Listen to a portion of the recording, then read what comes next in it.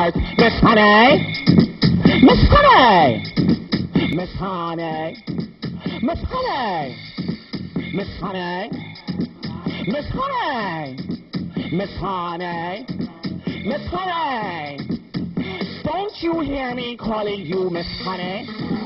I know you hear me calling you Miss Honey. The bitch knew that I'll be back. She knew that I would not go long, Miss Honey. Miss Honey! Where's the bitch? She's got some nerve. Here I am and feeling fierce. Miss Honey! Miss Honey! Miss Honey! Miss Honey! Don't you hear me calling you Miss Honey? I know you hear me calling you Miss Honey. Don't you hear me calling you? Don't you hear me calling you? Don't you hear me calling you Miss Honey? The bitch knew that I'll be back. She knew that I would not go long, Miss Honey. Miss Honey! Where's the bitch? She's got some nerve. Here I am, I'm feeling scared. Miss Honey! Miss Honey! Miss Honey! Miss Honey! Miss Honey! Miss Honey, honey, honey, Miss Honey. Miss Honey, honey, honey, Miss Honey. Miss Honey. Miss Honey. Miss Honey.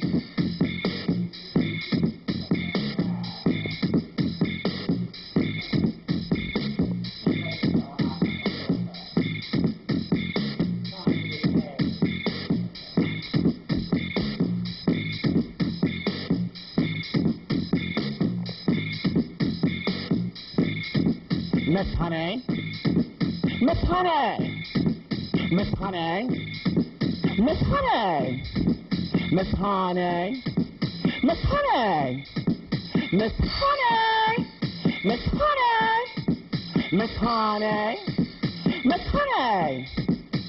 Don't you hear me calling you Miss Honey? I know you hear me calling you Miss Honey. Don't you hear me calling you? Don't you hear me calling you? Don't you hear me calling you Miss Honey? The bitch knew that I'll be back. She knew that I would not go long, Miss Honey. Miss Honey! Miss Honey! Miss Honey!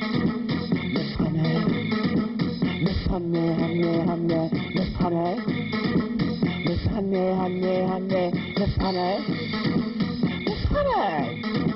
Miss Honey, Miss Honey, Miss Honey, Miss Honey, Miss Honey, Miss Honey.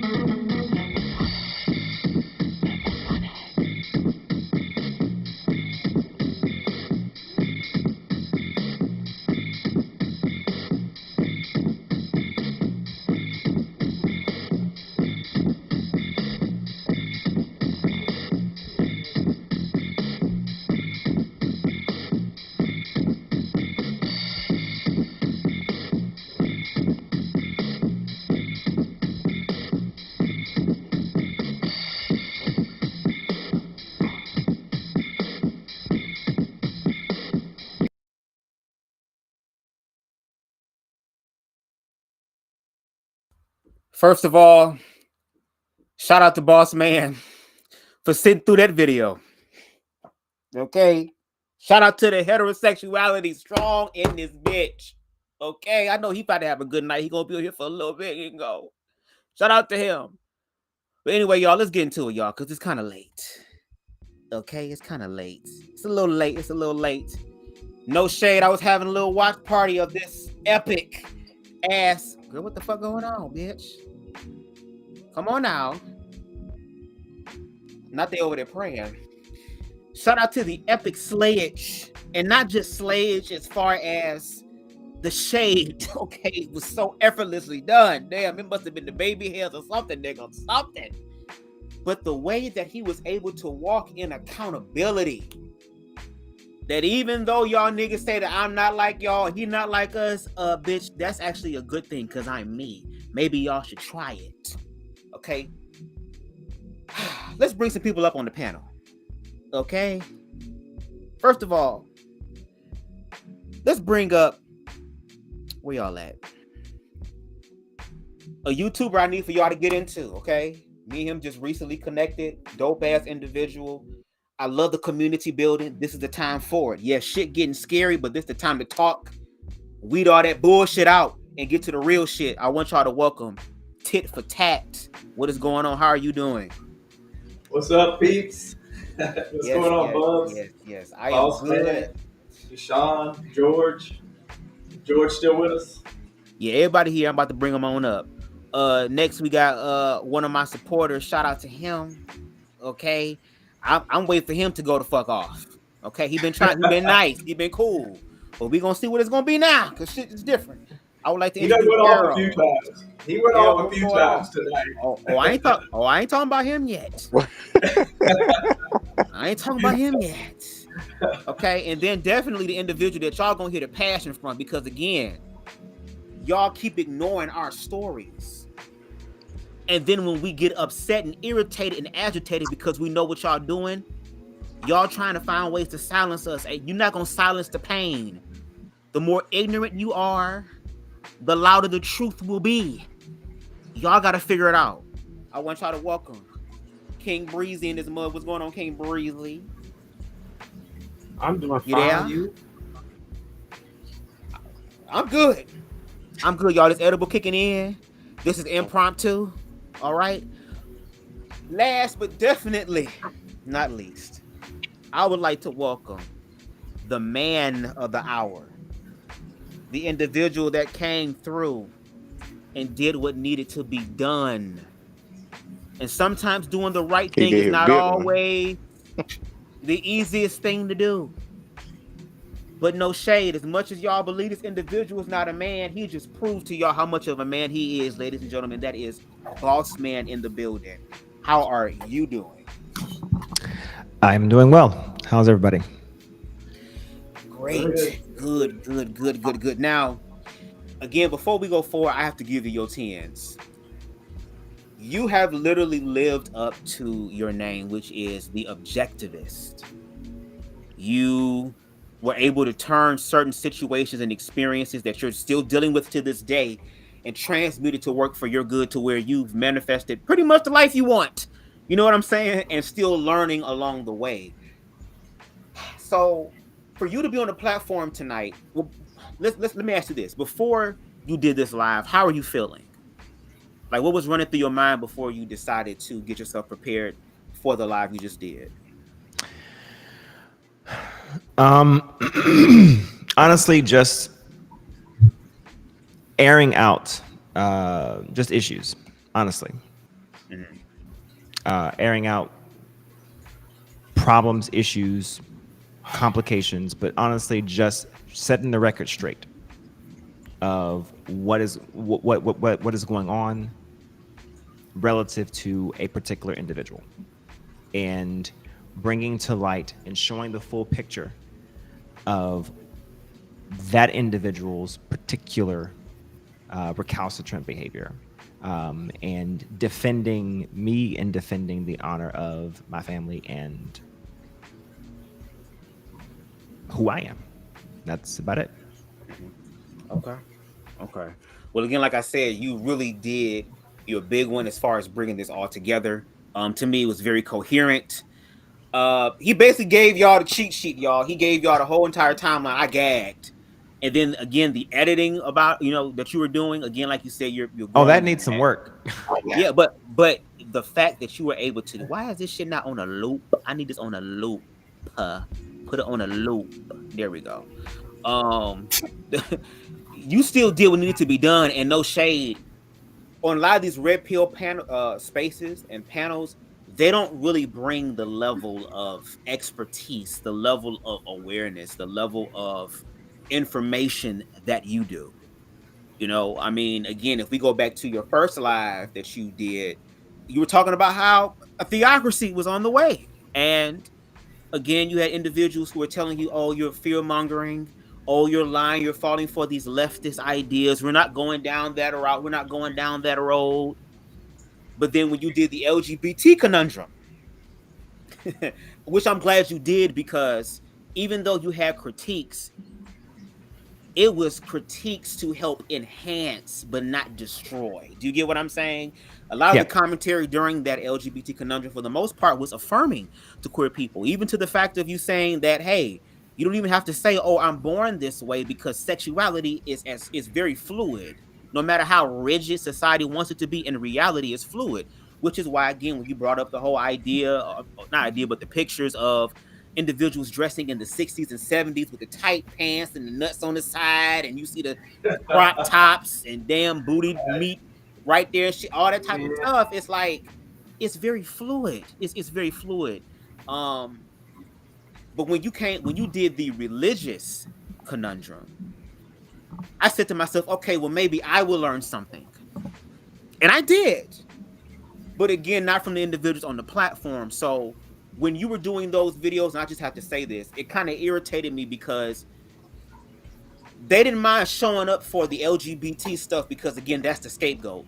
That's the thing that we use to shield ourselves from the shit that we're actually doing.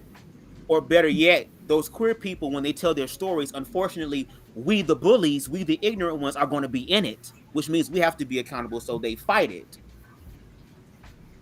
But when you started talking about the religious aspect of it, that is used against queer people and used against black people and used against women, just like tonight, it was pretty much crickets.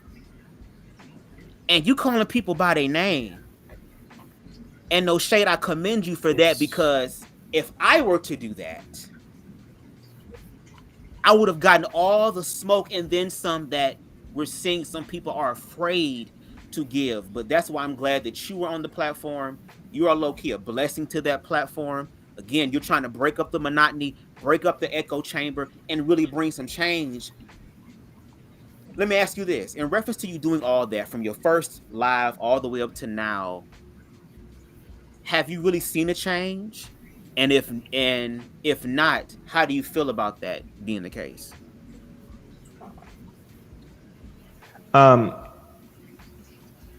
So have I seen change? To be fair, I didn't start watching the network until mid or so, 2024 area. Okay, so I'm only working off of a certain time frame, to be fair. So I'm only working off of that, so I can only go off of what I've seen, to be fair. Correct. Okay. All right. Mm-hmm. Now, relative to that, there have been some modicum of change to some degree. Okay. Do I see some areas where there is some pushback? Absolutely. Do I see areas where there's a drive or some type of resistance to see anything from a different perspective? Yes, absolutely. Do I know for a fact that I've absolutely pushed that kind of change? Maybe. Maybe. Adding me to the mix, I'll put it like this. When the conversation was asked about me as far as bringing me on board, I have to acknowledge the fact that it was said to me directly that we want to have, literally this is what was said, they wanted to have someone to provide deference. This was literally what was told to me. And they didn't want an echo chamber. Okay. Interesting. So me coming on board, what the purpose of it was for me to come on and to provide that difference. And I literally said that I don't agree with y'all. And shout out, to BMU's credit, he did tell me, he said, that's fine. We want that. And I make no qualms. Oh, hey BMU. So I make no qualms with saying that. And any chance I get to bring that truth out, that is the case. When it is challenged, that my when my position is challenged, I bring up that fact. And I bring up that it wasn't just him, it was also lost in translation as well. Even me being here right now is actually a thing that came from lost in translation. Mm-hmm. Who made it very clear that that go over and see who Bubz is for yourself. Thank you, Lost. Thank you for that. That makes me honor and respect more. Thank you. I'm sorry, I just had to say that. Thank you. Don't thank you. See who he is for yourself. Don't I mean, obviously, and I've made it very clear to I'll say this publicly. I've made it very clear to Bubz that our interaction does not need to be a situation where there is disrespect, where there is slander against the network because of my affiliation. We can have kind of disrespectful to you though, because I watched that. They were quite disrespectful to you. I understand. And my thing is, where were all the men when this conversation was being had? Which conversation? Conversation I'm speaking of about me joining? From tonight, I see we have a guest in the chat. Where were all these people when the conversation was being had? Wait, hold on. Yeah, let's wait for that real quick. You got to be specific. Okay, are we talking about the conversation I'm speaking of about me joining, or are you talking about the conversation about tonight? Which one? Tonight. Okay, tonight. All right. So let's split. So that's my conversation as far as me joining, and I'm thrilled that an opportunity was even presented to me for me to even have a platform, or for me to even be able to have exposure to that degree. Okay. Correct. Now, where I think everybody is probably wondering about the support factor, as far as when I'm having certain conversations and where are they, even with tonight. I have a nasty habit. I'll be very honest with you. I have a nasty habit of giving people the benefit of the doubt until they show me different. Right. Okay.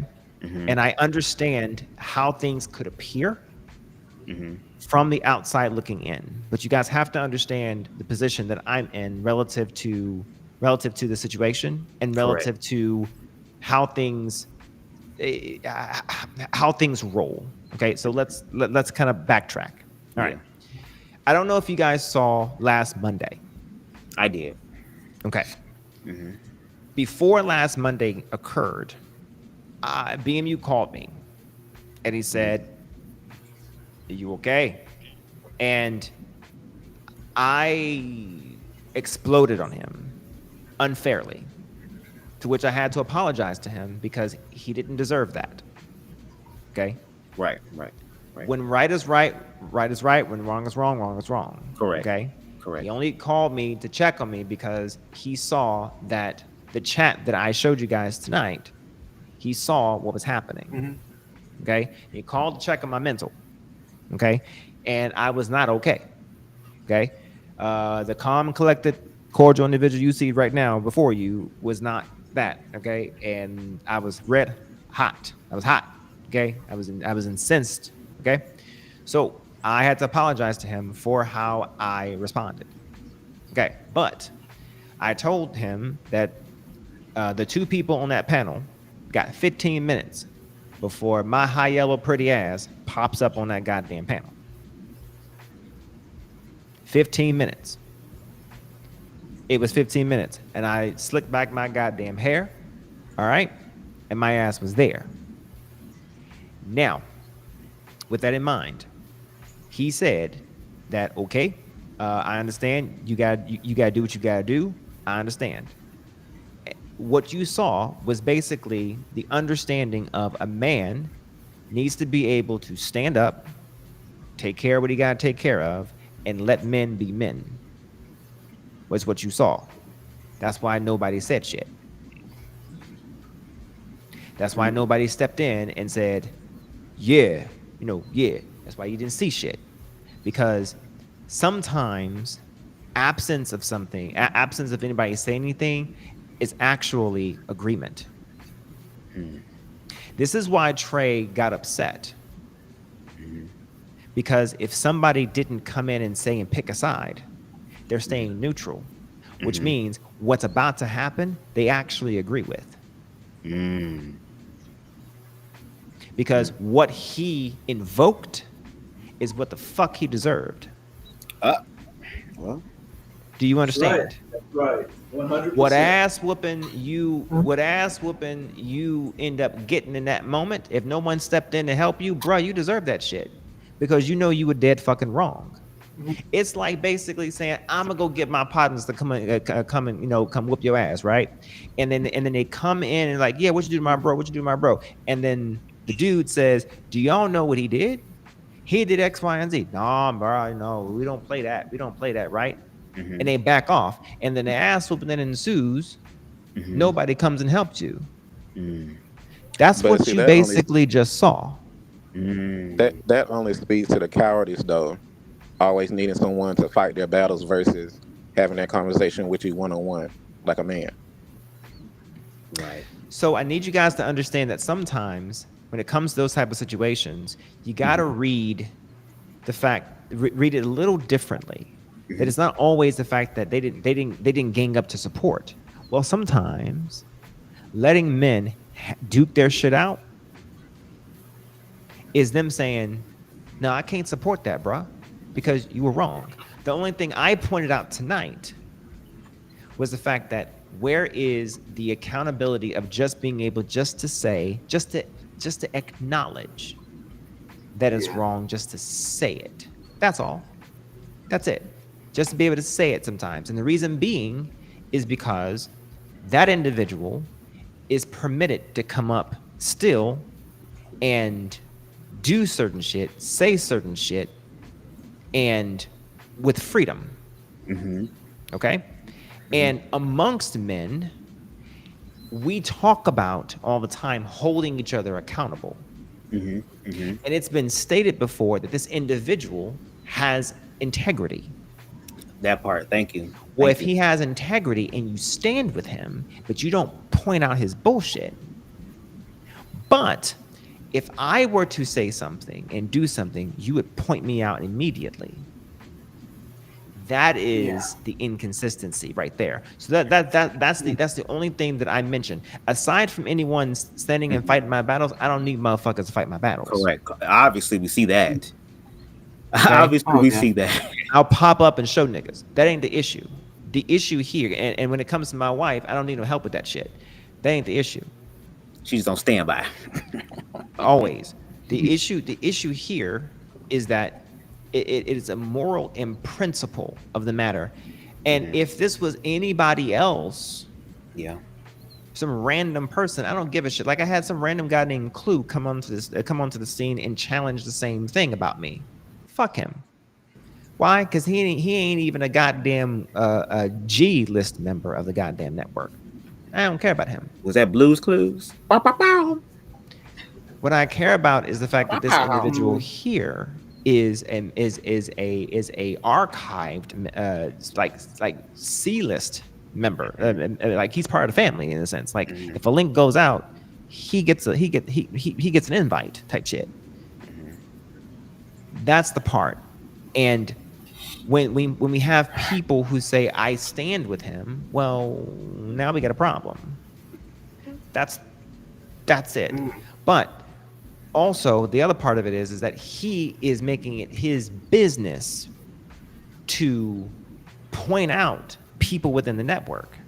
Now, I will also make note that BMU also said to me that this guy also did call him and did have a conversation and tried to challenge him and basically said, well, if it's me or you, if it's him or me, I'm gonna choose boss man basically because of the fact that it's my shit. Like, and you're an asset to them. Exactly. So credit where credit is due. Don't get me wrong.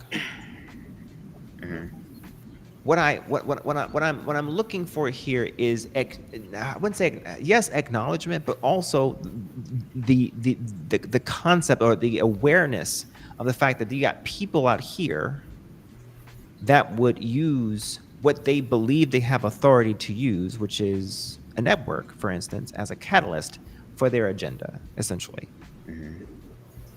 And also to point out, if I may, while I'm here for a second, Bubs, is you have people like that who are destructive to any idea or any possibility of bridging gaps between platforms like this and platforms like that. Yes. Because you have people like that who will then say, well, you're different. So because you're different, we have nothing alike. Yes. And it's like, well, wait a second.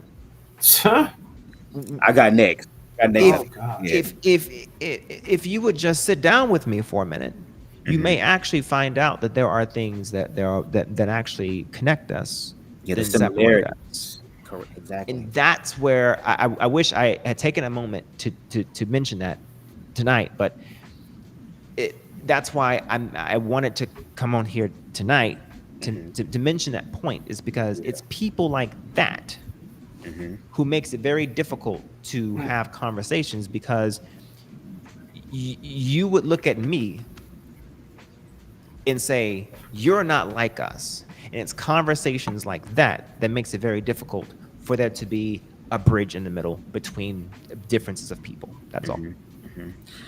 I'm glad you said all of that and you broke all that down. Sure. Everything that you have experienced from your inception to the channel, because again, I'm like that nosy ass neighbor in the neighborhood, bitch. I care about the neighborhood, bitch. What y'all doing? What's going on? And I want to learn as well. You know what I mean? So watching your inception, when you came into the network up till now, okay, everything that you have experienced is everything that I have experienced and more watching that channel. See, you had the ability to be on the inside, to see how things work, to be able to have closer conversations with these people and see a little bit more of their character. You know what I mean? And the fact that you're talking about Trey, if you look at some of the old content, especially the ones where myself, Conscious TV, Reckless Logic, anybody who was queer or affirming of anything in the feminine energy, whatever they have conversations over there, it is literally the Trey effect of you're different, so we have nothing in common. The first question that was asked to me, the second time I was there, as if though they forgot me the first time, was, what does your community have to offer us? That was the first question that they led off with. Basically, what can I get from this? Well, obviously, y'all have not been looking at history. Obviously, y'all must not be paying attention to the black church that is ran by the feminine energy, that keeps it alive.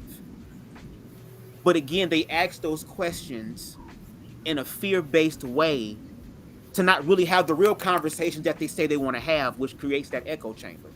And one thing about Trey that I can give him, I guess, a little bit of respect for, is the fact that he was the only one that was big and bad enough to call it out.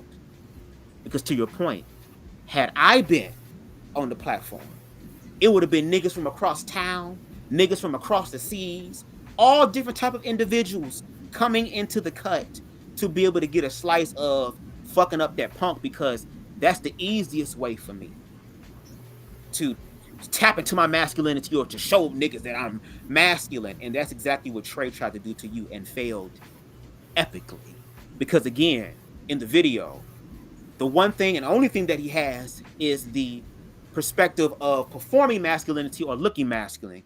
Meanwhile, you have the majority of what he does not have. So who really's checkmate here?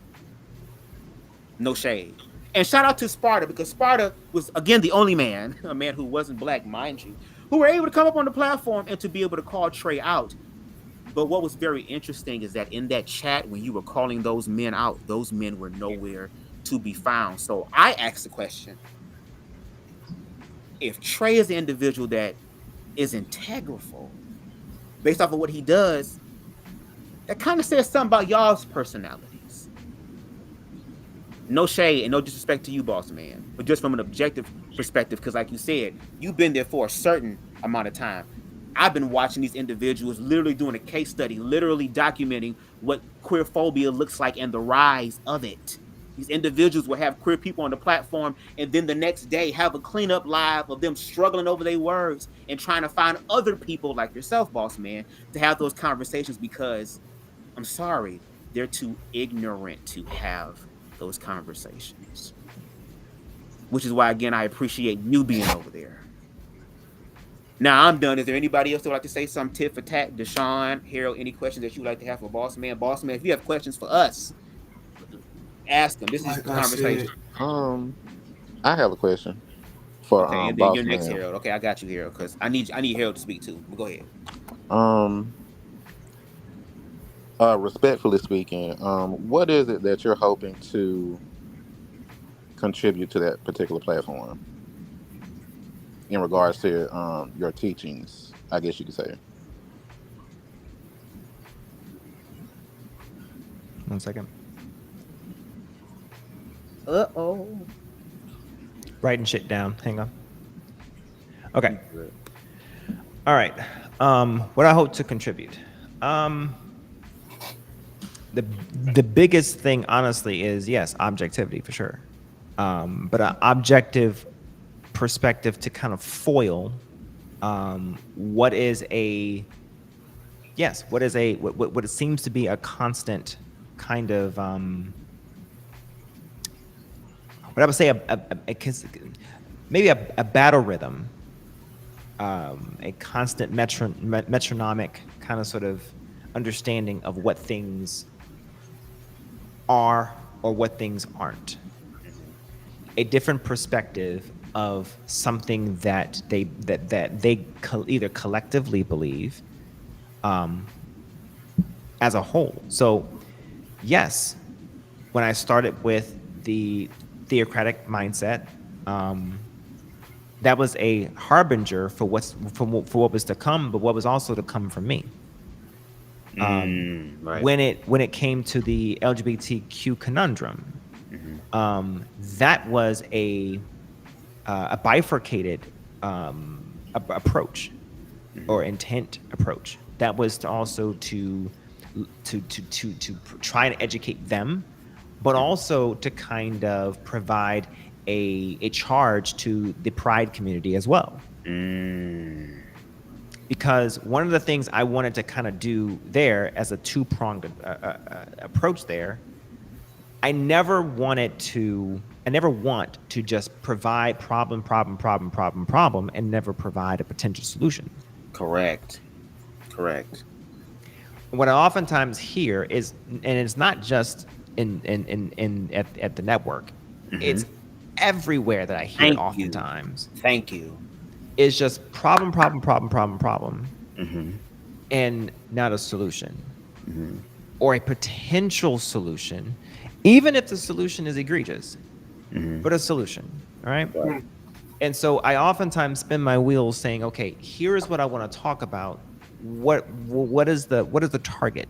Or if I have this target, work my way back to what is the problem. And it sometimes what ends up happening is what ends up happening is sometimes you have a solution in search of a problem. And why?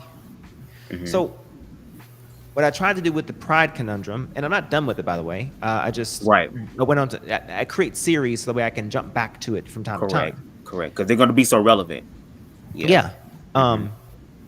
So with that in mind, what I wanted to do was, why is the pride community such an issue for the citizenry, for politics, for society? Because politics is different from society. Why is it a problem? Well, you got to break it down between L's, G's, B's, and T's and Q's.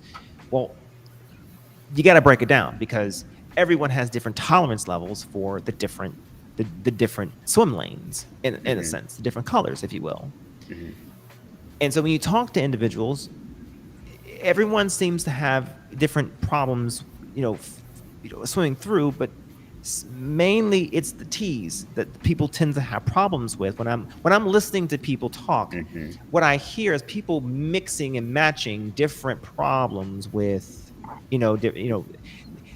it's almost ignorant speak, and it's not to be an offense, but they talk ignorantly and they almost mix the different letters together, and it's like, well, no, that's different from that. No, that's different from that. No, you're mixing that up. What is your issue, right? I see you have a problem with just this, right? Now, why is that a problem, right? And I come to understand that sometimes its effect on society and how it moves as opposed to the thing.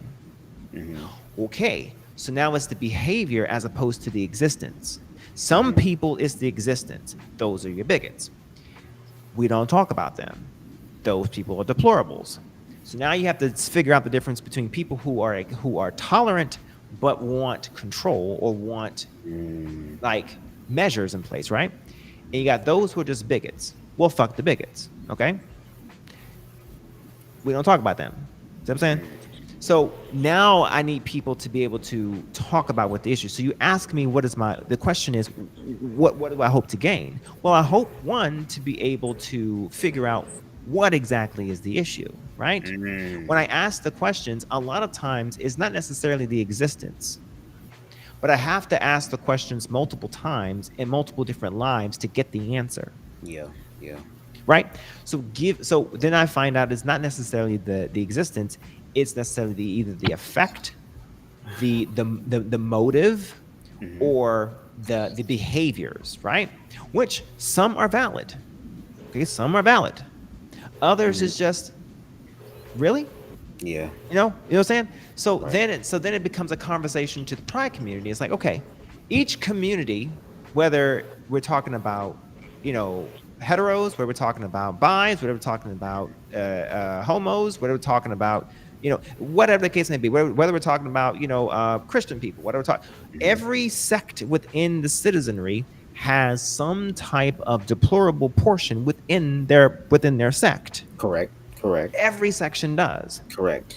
It's the responsibility of each sect to check their part of the sect. Thank you. And if you don't, then what ends up happening is the worst part of that sect becomes their representative. Look at us now. So you see what I'm saying? So then it becomes a situation of now you have to begin to fight back what has become the worser representative of that sect, unfortunately. And that's the same for black people. That's the same for white people. That's the same for Christians. That's the same for Methodists. I mean, that's the same for everybody, unfortunately. So what do I hope to gain? I hope to inform, provide a foil, challenge thought, figure out what the issue is, take back the message, get to a place like this and say, okay, here is what I'm learning. What do you think? Take it back and say, okay, here's what I heard. What do you think? Is there a way to come together? Because ultimately, here's the deal. These people, see it?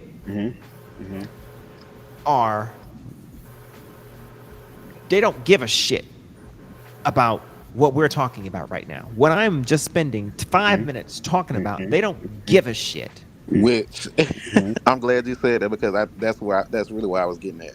They don't give a fuck about what we're talking about. Yes.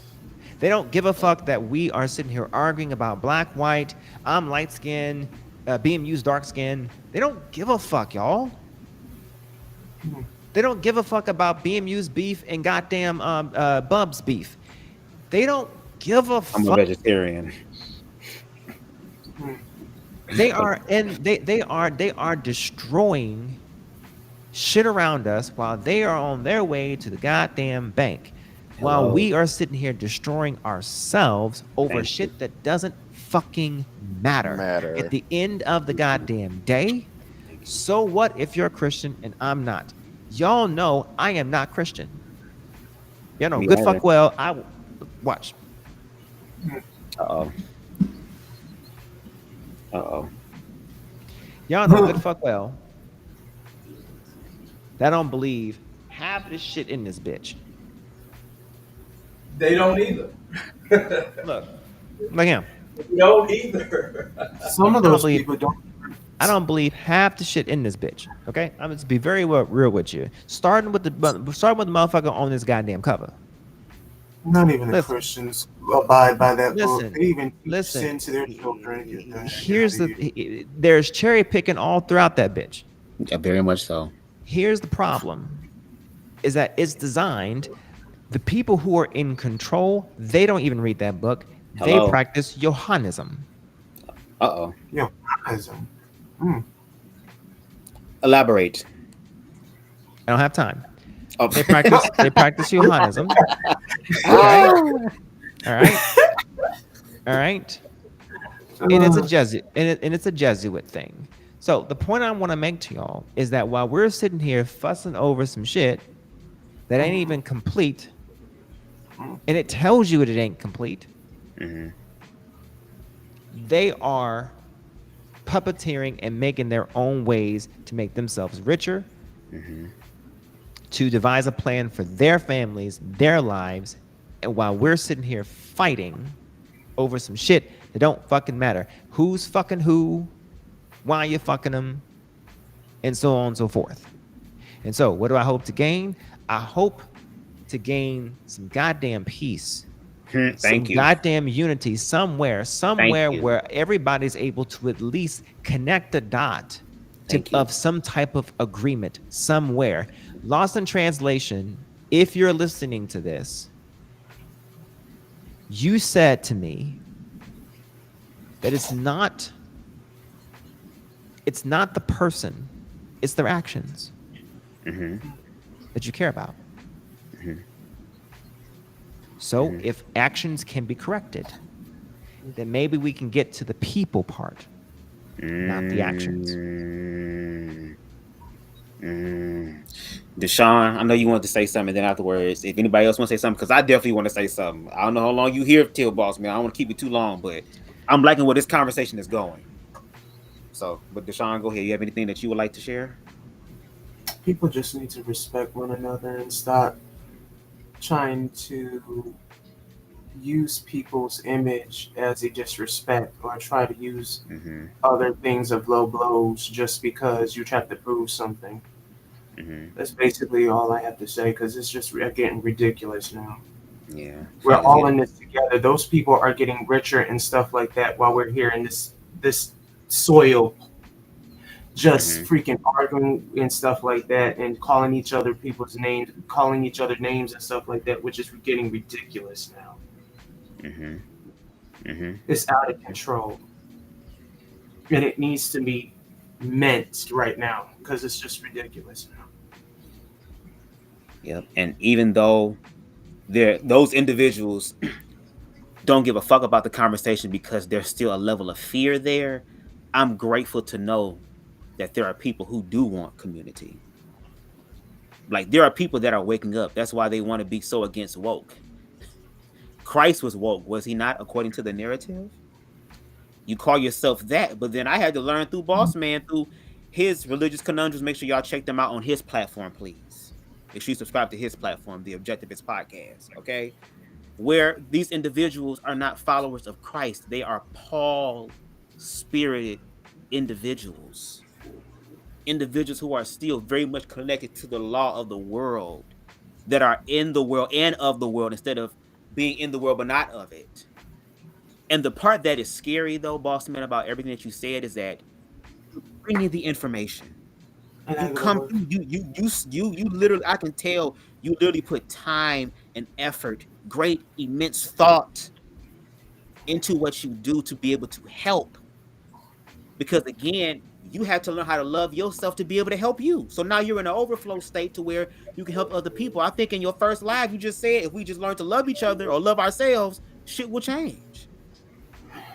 But the fact that you were doing all of that and it still was not working, and it's one thing for people to want to choose to be ignorant, but now it's starting to become dangerous to where those ignorances and fears are manifesting. Look at how this election was won.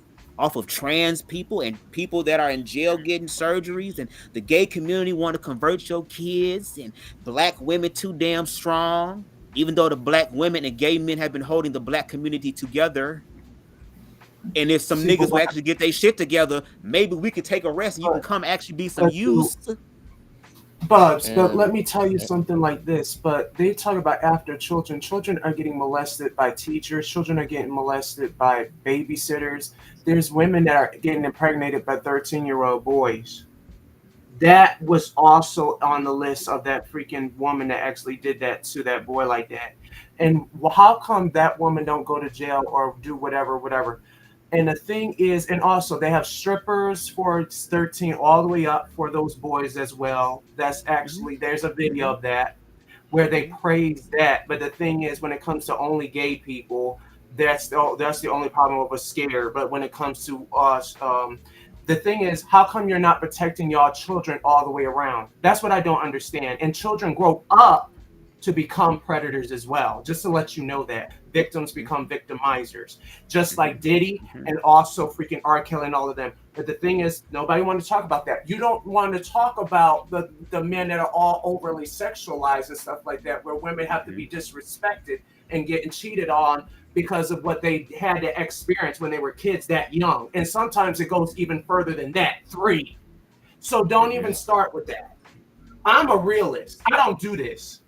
I go all the way around to this because I've been researching this on the computer about those people that do that to children like that.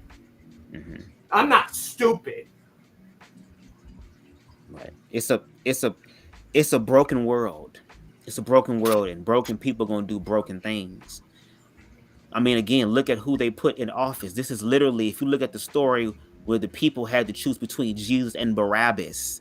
Jesus, the one that y'all was seeing healing people and regrowing limbs and shit, turning water into wine. Y'all was fucking with him then. All that type of stuff. And then choose a person who is a known rapist. Interesting. A known murderer. Interesting. I'm done. This country. A known agent of chaos. But again, to your point, Deshaun, when you talked about the little boys having strippers and the Bootsy's of the world and all the celebratory aspects of that. Protect our kids, man. Yeah, but listen. One thing I had to learn as well while watching and listening and having conversations is that because in this culture, that is seen as a right. But listen. We're gonna talk about all that. But for them, they see it as a rite of passage to know that my son is becoming a man, because even in those times when they had those conversations, they even share some of their own paraphernalia that they got from their daddy or from their uncle or from their granddaddy, them. But the issue and the problem is that not everybody's going to be heterosexual. That's just the reality of it. But so when for they the individuals, get confronted, then the dad say you're a man, huh? But you gave a manhood when you had sex with the older woman, though. But when they confront to you at an anger like that, then you saying you're all big and bad, huh? That don't make sense. That don't even make no damn sense to me. Bullshit. Oh, I ain't saying it made sense. I just talking about what it is that is unfortunately happening. Boss man, you want to say something? Because I feel like you gestured that you want to say something. Yeah. Okay. All right. Usually in these conversations, we usually go around and we splice different things here. So, yes. All right. Dissect. Here we go. When we talk about sexuality and we talk about things from from an eventual standpoint relative to a starting standpoint, it is safe to say that where people start sexually doesn't always mean that that's where they're going to end. So let's understand that sexuality is a personality. Okay. It's a personality of what you are sexually. Does that make sense to everybody? Yes. Okay. All right. So, all right. When we're talking about how men conduct themselves, men conduct themselves on a heterosexual basis with their sons, giving their sons rite of passage to some degree. Okay. It is true to a level where, yes, when boys are becoming men to a degree, and we are egging them on towards their rite of passage, yes, we tend to talk to them, talk to boys, especially our like kinfolk, as far as like our sons or our nephews or whatever the case may be, and kind of egg them on like, hey, you got a girlfriend, this, that, and the other. Because I remember being young and hearing that from the older gentlemen, like, hey, you got yourself a girlfriend, whatever. And I've heard both sides, where it was the egging on of what you should do, what you shouldn't do, so on and so forth, and then it was the conversation of you haven't done that yet type of thing, right? I've heard both, depending on the man, okay, and depending on the motive for the most part. I cannot say for certain if that is the same on the female aspect of it, because I haven't been in a room and those type of conversations. But on the male aspect of it, it does indeed happen. The conversations that do occur amongst men while the younger ones are around we call it barbershop type conversations. It can get to a point where it is explicit. Do I personally think that it's purposefully explicit in a way where it's intended to target the younger ones? I can't say 100% that it's always intended to do that. Does it indeed end up targeting the young ones? Like they're talking amongst the men and they turn to young folk and they say, hey, young blood, have you fill in the blank? It does do that, yes. No lie. Yeah. But is that always the intent when the conversation starts? In my experience, no. Right. In my experience, it's always been, well, come here, young blood. Let me prepare you. It's always been preparatory, in a sense, right? Not in a sense, but in a sense, it's been preparatory. Okay, it's what we do to try to prepare you. Now, to your point, Bubs, when you say that not every man is every adolescent, okay, so pubescent individual is going to be heterosexual, to the point where it may seem like it's unfair to gird a bustling young blood towards the path of heterosexuality. Might I present a different perspective? Yeah, go ahead. Yeah. Okay. I'm heterosexual. My son, my two sons, okay. My oldest is 15. He'll be 16 this coming June. Okay. Would it shock you if I told you that I've asked my oldest son a couple of times what his interests are? It wouldn't shock me. Okay. I asked him, what does he like? Are you interested in boys or are you interested in girls? He said girls. Okay. I checked in about, I think about 6 months ago. Okay. And I asked, hey, what do you like? Last time he told me there was a girl's name. He gave me a girl's name this time. And I said, the last time he told me there was a girl's name at the dance you liked. Is she still there? Do you like her? That confirmed to me that he still likes girls. So that tells me how to prep. Okay. But my guttural reaction as a heterosexual male is to do what? Gird him for what? Heterosexuality. Boom. Okay. So in this instance, I only know to do one thing, which is what? Gird my son for? Heterosexuality. Okay. Now, if I was... Why? Yeah, Why? yeah. Well, I mean, No, no, no. yeah. Yeah. Go ahead. Why would you? Why would you? Okay, I'm kind of. Why would you need to ask your son whether he was? Basically, you're asking if you're straight or gay or whatever. Why would that matter? I mean, my Only. son. I'm never. I mean, I'm. Me and you are. I No, got a sure. son too. I got a Yeah. son too. He's 21, getting ready to turn 22. Mm-hmm. And and I raised him. He's here upstairs, probably listening to us. But um, it never. I don't care what I mean, I know he's heterosexual because Sure. he talks about girls, has girlfriends, and but I've never cared whether if he was. I didn't feel like I had to steer him in any direction or whatever. Whatever he was, it's whatever whatever Sure. he is, or whatever his sexuality is just Yeah. what it is. Yeah. So I don't know why.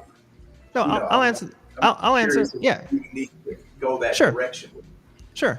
Because I know that it's a possibility. I'm accepting of the possibility that it could go either way. And so in the event that it is homosexual, then I need to either provide him the information that he needs, because we're at that point in time where he needs to understand, because the school system that we're in is not providing sexual education.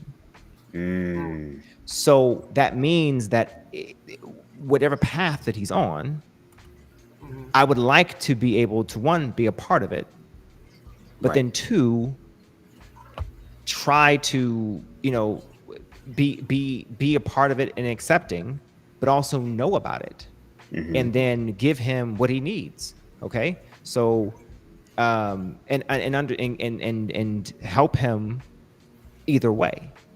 So backstory: my brother is homosexual. Okay. So with that in mind, I am mine. not. So I'm not against it, and I love him all the same. And I saw his journey, his path, and what it's like when family essentially ostracizes him because of him coming out. So I didn't want that possibility. And so for me, if he is or isn't, I would prefer not to assume. So I'd rather ask. Right.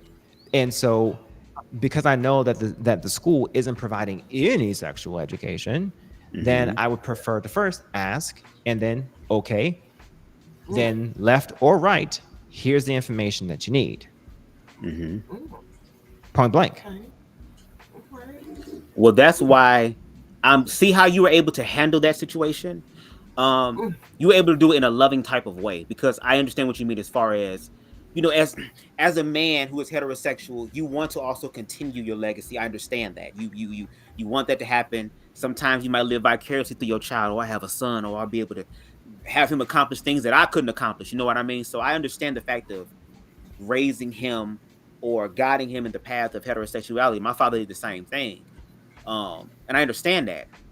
But I wish that more fathers, especially Black fathers, have the level of awareness to even just think about the possibility and deal with it. Do you get what I'm saying? Because even with my father, with him being deeply into organized religion, Baptist to be exact, and to Rawan's point, it says the thing though is that straight men aren't just checking if their sons are straight. They are actively discouraging queerness. The common reason dads ask is to make sure the boy isn't queer. So I know again, I appreciate you because you're objective, but for a lot of the other men, when they find out that their son is not queer, first of all, it's thank God. You know what I mean? Because of all that comes with it. Even the reality of, you think I'm gonna like going to church and going to y'all football practice or talking to the brothers and shit, and they talking about you like your son's a fag? You know what I'm saying? Like, they don't want to deal with all of that, because that is, again, a blow to their masculine equity as far as how they show up in society. So if there were Black men who were willing to say, if my son was gay or possibly just experimenting to figure things out, even though I may be afraid, let me educate myself. Because I've even asked on the panel, and I've even asked you this question, and you answered it. Okay, we talked about the whole trans thing. Fuck surgery.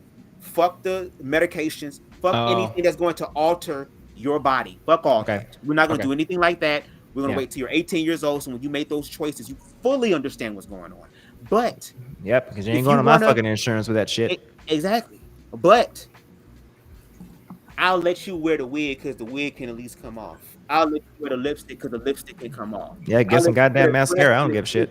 That's what you said. But then when I asked exactly what I said, black men, to Rawan's point, when I asked these black men if that was the case, to even see if that's the case, you might find out that's a phase. You never know. Because like you said, boss man, it changes. It can change. To your point on the phases, my daughter went through a phase, and she was like, she came to us one day and she said, you know what? I like girls. So my wife and I were like, okay, all right. And the reason why we were just like, okay, is because we were literally just watching TV, and she just came up and she was like, I like girls. Oh, okay. All right, well, what brought this on? And she was just like, I'm just tired of men. Mind you, it was just like in high school. I'm like, just wait a little longer, baby. But okay, cool. All right. So our thought process is like, well, we ain't got to worry about no babies. Okay, cool. That's at least for now. That's not necessarily true. You can one less thing that we got to worry about. Like that was kind of our mindset. Where it was like, okay, cool. Well then, let us know. Update us when that changes. And so and then it changed. And then it's like, oh, you know what? I think I like boys again. I'm like, really? Do tell. And then she's like, well, girls get on my nerves. It's like, okay, cool. Right. So. And now she's fully fledged, into the heterosexual role. She has a significant other, that she's with and enthralled with, and she's happy. So, I guess the question here is, what honestly is the ultimate fear or issue with the concept? That's the nitty-gritty of it. And the only thing that I can tell you is, at one point, when I was deeply rooted into that book, that's what I was going to say. That's what it's rooted in. The book told me to hate or be hateful, or to be tarse or cross with people who weren't like you. Okay, that's what it did. There were more scriptures about it that basically said that it was wrong to associate yourself with said individuals, essentially, right? You can find plenty about it, right? Yes. But you can find few that says just love, just focus on yourself for the most part, right? Okay, cool, great. Now, it wasn't until I broke away from it that I just started seeing people for people and just focus on myself and just saying, you know what, fuck it. As long as you're not doing anything to me, I really don't care what the fuck you're doing. Okay, because at the end of the day, when I meet you, I don't care about your sexuality. Okay, unless you're feeding me, financing me, or fucking me, I really don't care about your sexuality. Okay. The FFF, fuck the KKK. I'm sorry. Do you see what I'm saying? Because and now, unless me and my wife want to invite you in as a third, then of course, then I care about who you fucking. Do you see what I'm saying here? Correct. Like, let's get down to the gritty here. So the point that I'm making here is that the only time you start to really care about it is because religion says, well, organized religion will say that if you invite people into your circle, the Paul version of it says that if you do, then there's something wrong with you because you accept something into your circle. And what you accept is what you stand for, and what you stand for is who you are and who you associate with. Wow, birds of a feather. That is the Corinthic part of Christianity that Paul stands for. Okay. Right. And Paul wrote about, what is it? 70%. I think I calculated about 70% of the New Testament. Okay. So you got to think. Paul controls majority of the New Testament, majority of Christianity, and Christianity starts in the New Testament, and Jesus is only represented in about 30%, maybe even less of the New Testament, ending at the time of what Matthew, Mark, Luke, John. You could say Acts because Acts is represented as the majority of what they would call the book of the apostles, really. But Jesus' words stop at Matthew, Mark, Luke, John. Right? That's not a lot of percentages. Say it again. That's a small percentage of. I'll keep talking. I'll be right back. Keep talking. I'm just trying to tell you. If you read now, of course, they say that the red label Bible will tell you that in Revelation Jesus speaks, but Jesus supposedly speaks as in the format of an angel, but it's only parenthetic, or how do I put it? Allegorical in a sense, because the person or the entity that speaks is only speaking allegorical when it says that I am the Alpha and Omega, the root and the beginning. Well, someone who only started coming into an existence, only 25% of the actual Bible, starting in Matthew, can't be the beginning and the end when it didn't exist in the beginning. So the individual speaking in Revelation cannot be someone that had to be birthed through the twat of a human. If you're just thinking objectively here. So Revelation cannot be, speaking of red label wise, cannot be talking about Jesus. Got to be talking about another individual. And if you read further into chapter 21, verse 22 or so, you read that the individual that was speaking the entire time says that these are the words, saith the Amen. The Amen is a totally different individual. I didn't know the Amen takes possession. The Amen was an entity. So now when you say the Amen is an entity with capitalization and quotations, might I add, now the Amen has possession and personality and an actual entity itself. So now every time when you read in the Bible when it says amen, it's actually a person now. So now that means that yes, Jesus is only represented, and mind you, he's not actually saying the words himself. A scribe is saying that that an apostle said that Jesus said. So clock it. A scribe is writing that an apostle said that Jesus said. Right. Oh yeah. Well, do you see how we're sitting here and we're listening to what you're saying and we're asking questions and we're trying to become more educated? Right. That's the thing that I wish would happen. But I mean, I believe Tit for Tat brought up earlier about a podcast named Hardly Initiated. There was a live where they had two gay pastors. One of them I had the honor and privilege of interviewing a few months ago, where they came through with context, nuance, broke everything down. But the individual that they were debating and the person that believed them simply just subscribed to the fact of, oh, well, God doesn't want us to have context and nuance. God doesn't want us to think critically. So there is this, again, fear narrative. Well, he's right. He's absolutely right. The second God didn't want that. The first one did. Okay. Oh. The one of Genesis 2 absolutely didn't want that. The one of Genesis 1 did. See, they don't talk about this in church. That's what I'm talking about. It's been certain ideas that have been placed in more of a prosperity gospel. Yeah, see the guy up here. He's actually smiling. He's like, "What do you wait?" He's like, "What, man? What do you mean? What are you talking about?" Okay, so y'all probably you're probably gonna have to have me on another time.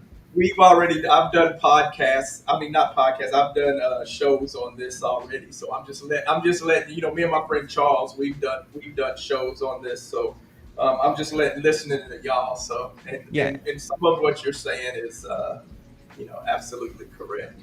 Okay, so yeah, and it all depends on you know, your interpretation, you know, or if you actually believe the Bible, you know, if you believe the Bible, whether it's you know, you taking it literally or figuratively, you know, and how you see it, and then how you know, and then how you take the context of the stuff that was written, you know, and then who actually wrote it, you know. Okay. So So I personally take joy in reading it absolutely fucking literally. Okay. yeah, Because I don't. and I take it for a fact literally as it's written. And it will tell you when to read it parabolically. It'll tell you when somebody's having a dream. It'll tell you that they're having a dream. If someone is said the Lord came to me, that's a dream, folks.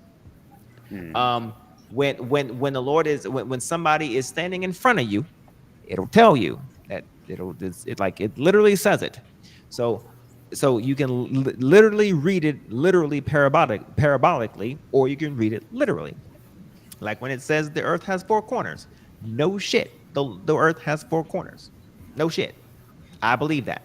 So with that in mind, if you for me, just I take pride in reading things honestly, literally as it is, because when you do, like for instance, the Quran is read literally. They read that shit literally.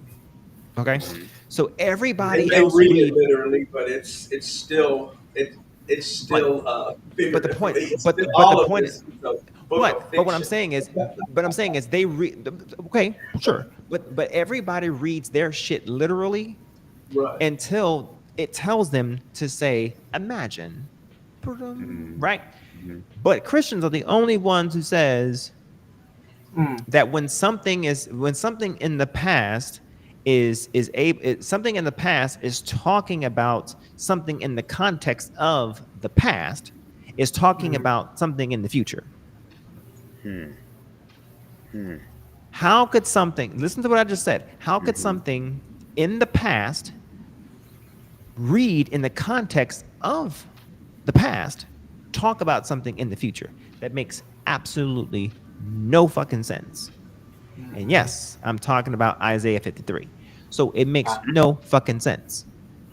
Isaiah 53 cannot be talking about Jesus Christ if they were bruised for our iniquity. How can something be in the past saying bruised? That's in the past, but talking about the future. Nope, it's in the past, and it happened with D. Okay, cannot be talking about something that is going to happen.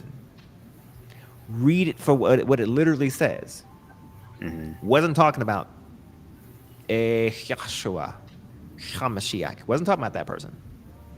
So you gotta read the shit as it is. Okay. So now back to what I was saying about the whole. What I wanted to say about the whole sexuality part is to me. Okay. Oh, I'm gonna rub some feathers here. What time is it? It's 2:40. Okay, got some time. All right. Shit. Is it 2? Yeah, it's 2:43. Listen, I'm gonna say this. I'm gonna rub some feathers. Okay. Appreciate you being here, Tit for Tat. Thank you. All right.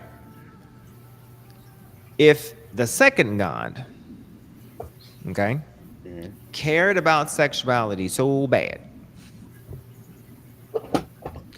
in other words, cared about who people were fucking so bad, he would have put it in the 10 Commandments when he reached his hand from his holy goddamn mountain and carved it on the fucking blocks. Oh, wait. He did. And it was only if, watch this, only if you were in a covenant. Now, only if you were in a covenant. That it was carved by God. And if you believe that it was actually carved by God. Now, I'm only talking about the actual book. You have to understand that when I talk about these things, I have to talk as if I have to talk exoterically. Sometimes we have esoteric knowledge, but sometimes you got to talk exoterically to the people who believe exoterically. You have to become all things to all men so that you may save some. So with that in mind. Yes. Okay. Objective, if you will. You got to bifurcate. So with that in mind, the reason why I can say that so comfortably is class, where in the Bible are the 10 Commandments? What book? It's been a long time since I read the Bible, so hey, you do it. Just what book? To be honest. Exodus. Exodus. Okay. Exodus. Okay. Where in the Bible was Sodom and Gomorrah destroyed? I ain't gonna hold you. Genesis. Okay. Okay. If indeed that Sodom and Gomorrah was destroyed because of homosexuality, which it wasn't, but let's just say it was. Let's just say it was. Then that means the second God knew about homosexuality. That means he had pre-existing knowledge about homosexuality to form all understanding about what to put in the 10 Commandments. So either we're dealing with an incompetent God who forgot, or he just didn't give a shit. I want to go where he didn't give a shit.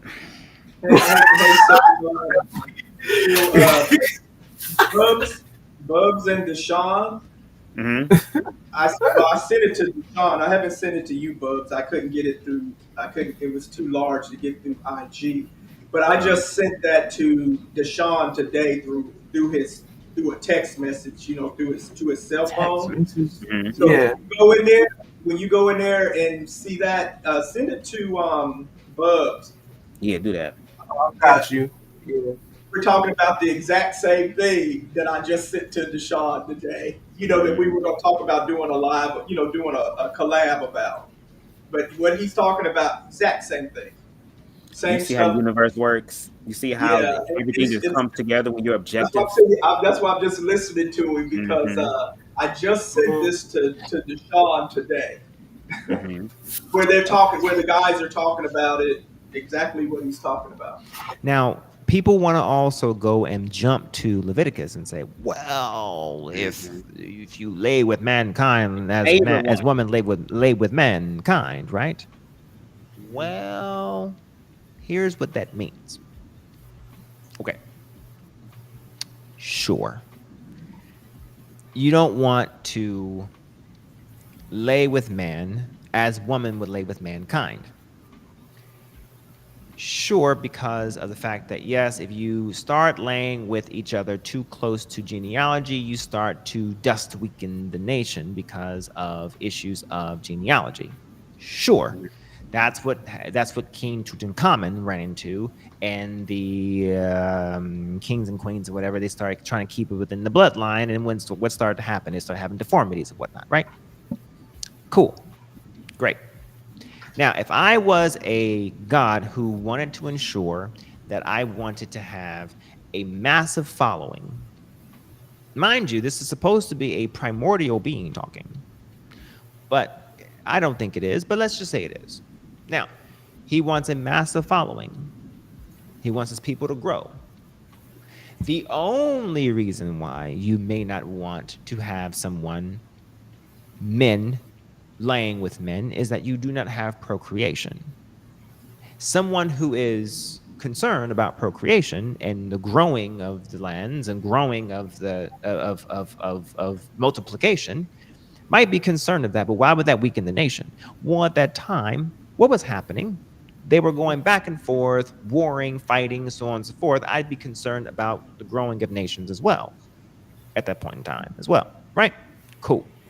That part I could totally understand from the perspective of a king or a leader or a God-ish individual, Yahweh, whatever, who may not want to have a weakening of a following or some force who wants to actually worship him. Totally understand that. But bear in mind that also in that list were a bunch of other things that were also weakening to the land as well, which was bestiality and incest. Oh shit. Okay? So when you pair all those things together, what was the main concern? The main concern was not the action of it, just solely the action. It was the result of the action relative to the end goal, not the action itself. Because if it was the action in itself, relative to society, it would have, God damn it, it would have been on the damn 10 Commandments to begin with. It's like basically saying, I wrote these 10 Commandments, I stretched my hand from on high and scratched on here, and then, oops, we're going to add some more. But now, Leviticus. Girl, not God was working with Doge. Shit. Who wrote Leviticus? That was Moses, right? No, it was Elon Musk and Doge. But now Moses wrote it, but in the text, in Leviticus 18, it says that God told Moses, but Moses wrote it. So now I'm confused. Because God told Moses, but Moses wrote it. Are y'all catching what I'm saying? Yeah. Mm-hmm. Mm-hmm. What's wrong with that picture? Probably sure. Who's saying that God wrote it, but it means Moses wrote it, but it says God told Moses, but Moses wrote it.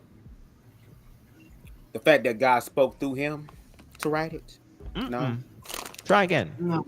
God told Moses, but Moses wrote it. So he wrote it saying that God told Moses. Who wrote it? Said God It's an told Moses. allegory. This is all of what. It's not an allegory. It's Moses making some shit up. Oh damn. That's why I was saying God spoke to me and told me to tell you, because Moses not what making you feel it is. So in the Okay. Bible, anytime you hear that someone said God remembered, well, who's interviewing God saying that God remembered some shit? 1. 2. God told me to tell you. Paul coming around saying that I'm the chosen one. We've heard that before. Or there you go. Or somebody saying that God spoke or said something to somebody, like Abraham having a vision and his name being changed to Abraham. All these things, the only thing that has been directly handed down from God himself, apparently the second one, are the 10 Commandments. Every damn thing else, to include all of the laws that were basically extensions of the 10 Commandments, because there are over how many laws that I showed you that I showed in my live about in 600 and something. Yeah, over 618 damn laws that were Hebrew specific, not Roman specific. They were Hebrew specific. Right. So Christians don't have laws. Hebrews do. Right. Correct. So if we really want to get down to nitty gritty, okay, Christianity is nothing more. Well, shit. Here we go. Christianity is nothing more than an all-inclusive, universal, goddamn bastardization of Catholicism. Come on. It has how many children? How many children does organized religion have? Well, so in America is over 245. In the world is over 45,000. Who footing the bill for the child support then? I hate for the baby daddy to know this shit now. So the point that I'm making there is that most of the Old Testament, the beginning of it is the Tanakh or the Torah for the most part, and that is particularly for the Hebrews, which were nothing more, or the Israelites, which are nothing more than remnants of the Canaanites that they basically took the land from in order to make the 12 tribes of Israel. Mm-hmm. Mm-hmm. So I'm confused. This is why I don't subscribe to this shit. But what makes the most sense to me is what is directly written is the only thing that they say is directly written, which were the 10 Commandments. And nothing on the 10 Commandments says anything about who you're fucking unless you made a commitment, some sort of consignment or some sort of covenant last I checked, that has nothing to do with homosexuality, unless you made a covenant with the person that you're fucking. And the fact that we don't That have pastors and reverends and ministers and bishops and archbishops who literally, on the grandest of scales, the biggest cathedrals, are not breaking the Bible down like this, because again, this system has created it for fear and control. And there's got to be some people who got to go to hell. There's got to be some people who got to wear the scarlet letter. And to your point, if we were going to play the game from that narrative, then there are 600 and plus. See, I think you said 618 laws to be laws to be followed. So if we're playing that game in a sin, the wages of sin is death, and there is no sin greater than the other sin. Then, if gay people are going to hell, we will see y'all there. Oh yeah, But when we have we're all damn doomed. But when we have those conversations, it's funny that now people suddenly have awareness and they suddenly understand context. They suddenly understand nuance. So bringing this all outside, because it's the reality we're dealing with, just besides their belief systems, the reality is that these people are in positions of power who are then taking the narrative back from queer people. And the reason why it's scary in a sense, and I think you said something about how can something in the past talk about the future in a sense, but still be in the past? The way that I look at it is that came to my mind is like, well, maybe if people continue to repeat cycles, you'll know exactly what the future brings. So even though you were bruised, you're going to be bruised in the future if you don't learn from this shit, which is why we are continuously in the same situations that we're in now. But it's conversations like this where we can learn to actually be objective and to face the fear. Everybody's having a conversation because they don't want to deal with the fear. But because of that, now again, the fear is manifesting. Again, with the Nazi regime, getting rid of queer existence. What are they doing? Starting with the T's and working their way backwards. Starting with the children and working their way up to adults. Removing data, information, controlling the narrative, removing the rights. Then once they have that, then it's grounds for, okay, well, now we can fuck with these people, even to the realm of death. And we literally had people who support Trump, for example, like the Theo Bros that also are directly connected to JD Vance, who literally has said, you know what, you don't have to believe what we believe, but we can kind of like, force you to, or call for actual public executions of queer people. And I would be a fool to sit up here and believe that it cannot happen in America, because if America actually looked at itself, baby, the catastrophe and the bloodshed that America has caused, not just on its own land, but abroad. But that's where we are now. We're in the times where, and I think you mentioned this before, the age of Aquarius. This is Aquarian, a water age of flow. And truth is being revealed, and some people can't handle it. And it becomes very dangerous. So let me ask you this, boss man. Knowing all this information and the fact that people are making a choice to ignore it out of fear or ignorance or whatever the case may be, but yet still want to eradicate it, what do you think would be best for the marginalized groups of people to do? Queer people, Black people, women, people of color, immigrants, anyone who isn't white, anyone who isn't wealthy. What do you think that we should do? I know that's probably a fully loaded question. I'm sorry. Yeah, boy, that's an interesting one. And after I answer that one, I think I might have to go on that one. That's fine. We late. I'm sorry. I'm just always deep. I'm sorry. I can't help it. It is what it is. Well, look,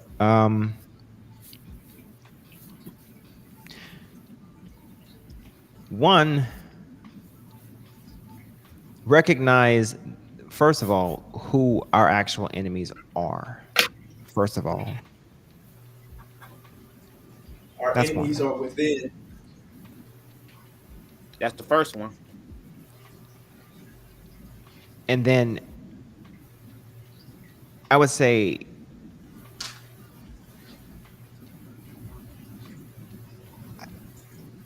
when it comes to our own individual communities, because I don't ever really see our separate sects of communities coming necessarily together. But what I do honestly see is our communities. I would love to see our communities grouping together at some point. Yeah. The problem is that we're too interdependently segmented. So with that, I would say what we should do is try our best to find out what are our cancers. Identify them while we are in this stage. Fix them. Get over them. And try to come together on what it is that I guess aligns us or makes us similar, right? Okay. Now, a part of recognizing who our enemies are, target those together, if possible. The reason why I say that is because I've already said there's a lot more that makes us similar than what divides us. But I think once we understand that, then we can then see that there's something that wants us to be divided. There's something that wants us to be fighting. There's something that wants us to be broken.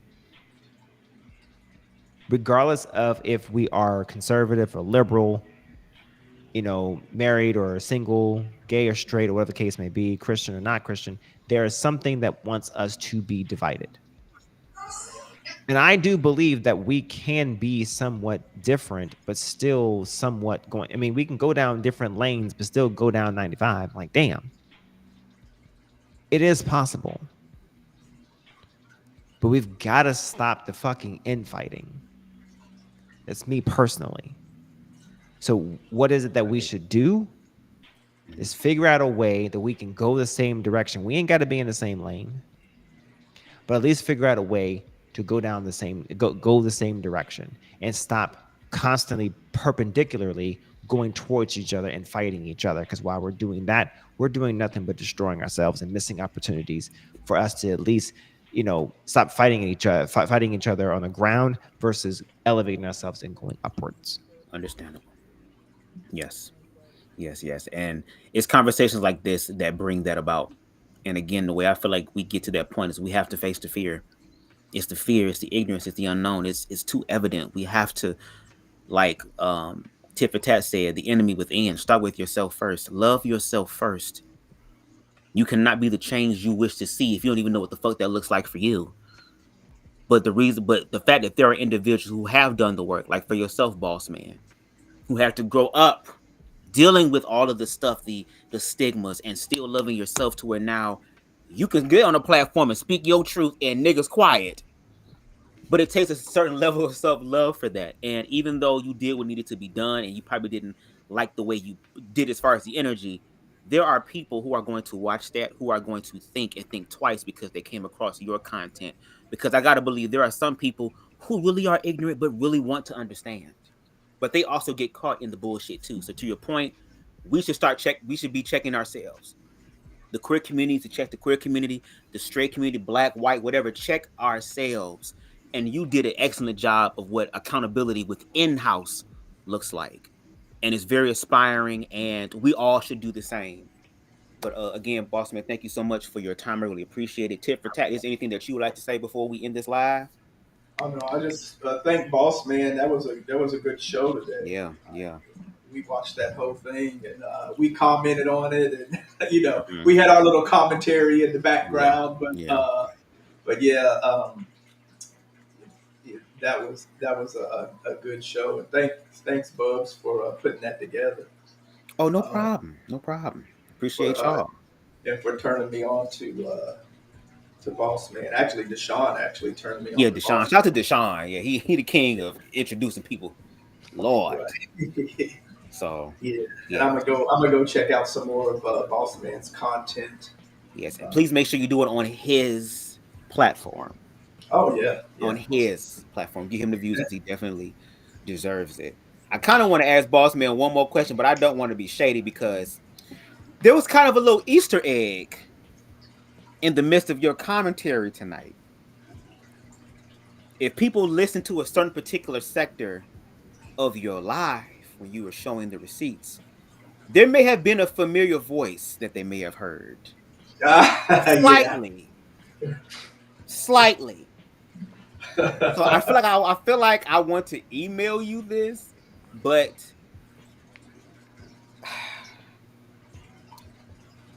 I'm just gonna be honest. The person who recorded that live and got Trey's shit was me. I was the one that did it. I was the one that recorded it. I came about it just snooping around. So with that being said, do I have permission to share more information about that, Boss Man? Sure. Okay.